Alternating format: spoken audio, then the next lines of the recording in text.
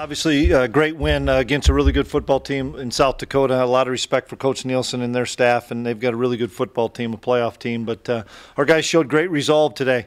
We challenged them early in the week that if they attacked the preparation and would win one day at a time, we'd have an opportunity to be successful on Saturday. And my hat's off to the seniors, the juniors, the leaders on this football team.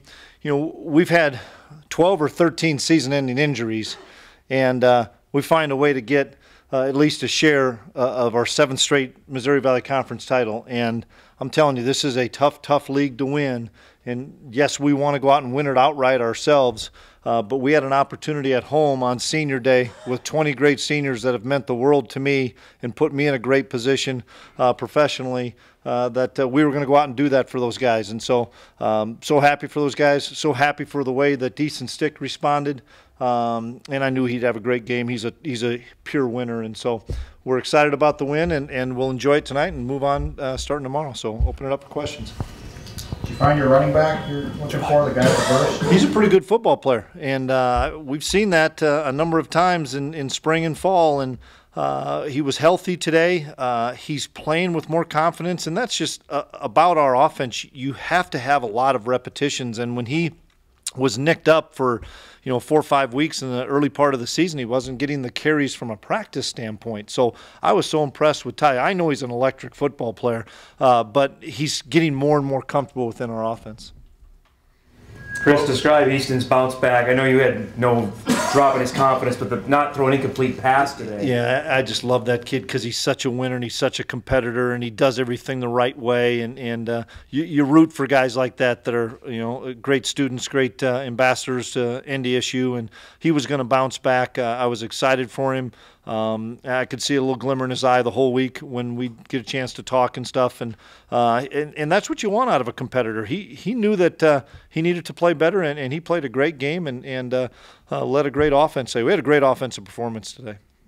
Wasn't Ty the guy when he first came here, cornerback, running back? We didn't know what he was going to be. We just knew he was really quick, had some good speed, maybe could cover, and give Coach Kramer and his staff credit too. He's put some weight on him, and he's 180-plus pounds. And once we settled him in after his true freshman year, once we settled him in at running back, he's really taken off. And when you're behind Lance and you're behind Bruce, and you had King and Chase there last year, there wasn't a lot of carries for him. But this year he's come into his own because he's put the time and effort in to learn the playbook. What do you think was different with Easton after throwing some interceptions last week, turning it over? The accuracy was there, and he didn't turn it over. What did you see different?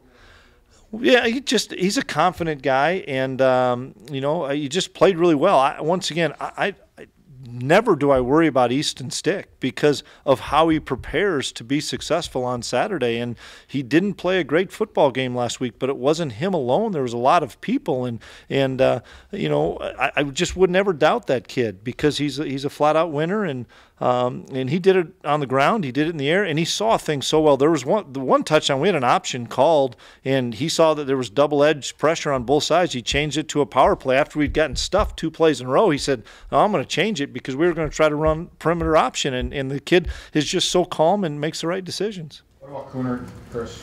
A knee injury of some sort, and I'm not sure. And that's the other thing. I mean, in the first quarter or first half, we lose Cooner, and Darius Shepard gets hurt in the first series. We don't know what happened to Shep. It's a leg injury. And so we're down 2 studs. But we talk about it, rise up, and a bunch of kids rose up, Dimitri Williams being one of them. And Dimitri played a really good football game. So we were down two more starters today, and next guy up, and nobody's going to feel sorry for the Bison. How big do you think Dimitri's long catch was when you're pinned deep, but he gets down to the one, and then that seems when you guys kind of got a roll going? Yeah, he made 2 really good plays. He ran what we call a jet sweep series, and probably could have been tackled for a loss, but he's such a strong physical guy. He broke a couple tackles and got us a big first down, and then kept himself alive on a scramble by Easton. And Dimitri was ready for that breakout game, and I was excited for Dimitri because he wants his opportunities. Everybody wants their opportunities, and he was able to capitalize on his opportunities today. Show you anything today?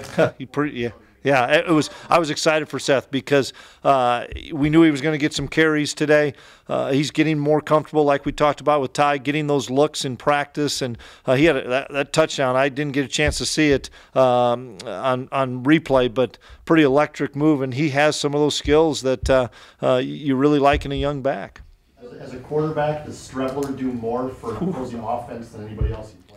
Yes, he talked about the most valuable player to a football team.